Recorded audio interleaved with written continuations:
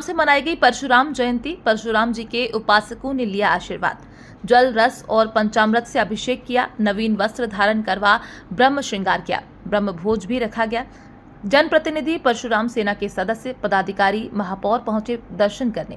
परशुराम सेना के अनूप शुक्ला ने आयोजन की जानकारी दी।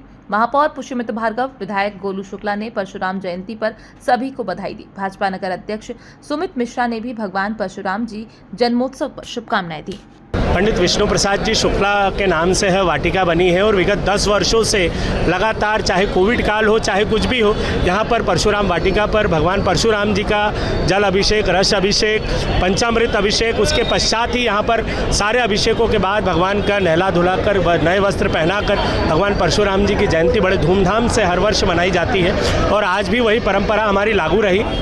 आज भी हमने रस अभिषेक, जल अभिषेक और पंचामृत अभिषेक के पश्चात उनकी नए वस्त्र धारण कराकर आरती और महाआरती और उसके बाद में पूजन किया। भगवान परशुराम के जन्म उत्सव की सभी समाज जन को, सभी इंदौर शहर वासियों को, प्रदेश वासियों को मैं अपनी ओर से बहुत बहुत बधाई देता हूँ।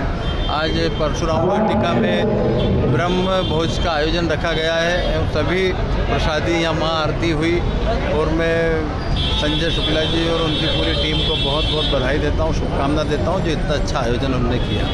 विष्णु के 6वें अवतार, पूरी दुनिया को शस्त्र और शास्त्र की प्रेरणा देने वाले भगवान परशुराम जयंती की शुभकामनाएं। आज यहाँ बाणगंगा मरी माता चौराहे पर भगवान परशुराम जी की प्रतिमा पर सभी विप्र बंधुओं ने, संजय शुक्ला जी, रमेश मिंदवाला जी, बबलू शर्मा जी, अनूप शुक्ला जी, हम सब ने मिलकर भगवान परशुराम जी का यज्ञ हवन किया और पूरे विश्व में शांति रहे उसकी कामना की। देखिए, आज भगवान परशुराम जयंती के उपलक्ष्य में यहाँ मरी माता स्थित भगवान परशुराम की प्रतिमा पर सुबह अभिषेक हुआ, उसके बाद फिर श्रृंगार हुआ, अभी हवन और उसके बाद अभी प्रसादी यहाँ पर प्रारंभ है। मैं इस आयोजन के लिए हमारे विधायक आदरणीय गोलू शुक्ला जी और हमारे पूर्व विधायक आदरणीय संजय शुक्ला जी को साधुवाद देता हूँ कि वे लगातार हर साल यहाँ पर ये आयोजन करते हैं और ब्राह्मण समाज को एकत्रित करने में जो आदरणीय हमारे स्वर्गीय बड़े भैया की भूमिका रही है, हम उसे भी आज के दिन याद करते हैं। मेरा समस्त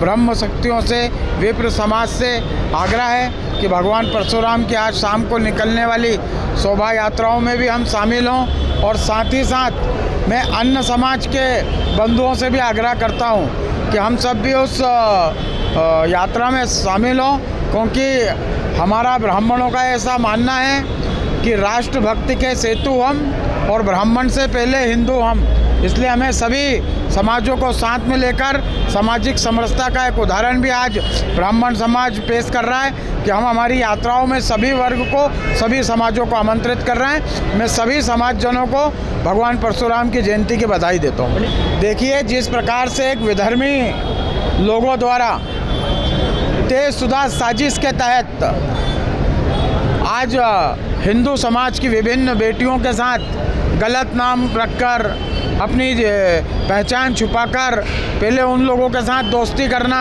फिर उनके साथ अश्लील चैटिंग के वीडियो, उनके साथ के संबंधों के जो आपसी बातचीत के विषय हैं उसे सार्वजनिक करने की धमकी देना, इस प्रकार से उन्हें दबाव और प्रभाव में लेकर उन बेटियों पर फिर विवाह का दबाव और उसके बाद फिर आप लोगों ने, आपके मीडिया के माध्यम से हमें ज्ञात भी होता है कि कोई बेटी सूटकेस में मिलती है, कोई फ्रिज में मिलती है या कहीं सड़क पर लावारिस मिलती है। इसलिए मैंने हमारे सभी सनातनी समाज से आग्रह किया है कि लव जिहाद जैसे गंभीर विषय पर हमें जागरूक होना चाहिए और ब्राह्मणों से मैंने इसलिए भी नम्र आग्रह किया है कि ब्राह्मण समाज में जब भी एक होता है तो इस राष्ट्र और इस समाज को एक दिशा देने का काम करता है। ब्राह्मण कभी अपनी नहीं सोचता है, ब्राह्मण समाज की सोचता है और इसीलिए ब्राह्मण सर्वे भवन्तु सुखिनः, सर्वजन सुखाय और वसुधैव कुटुम्बकम की बात करता है।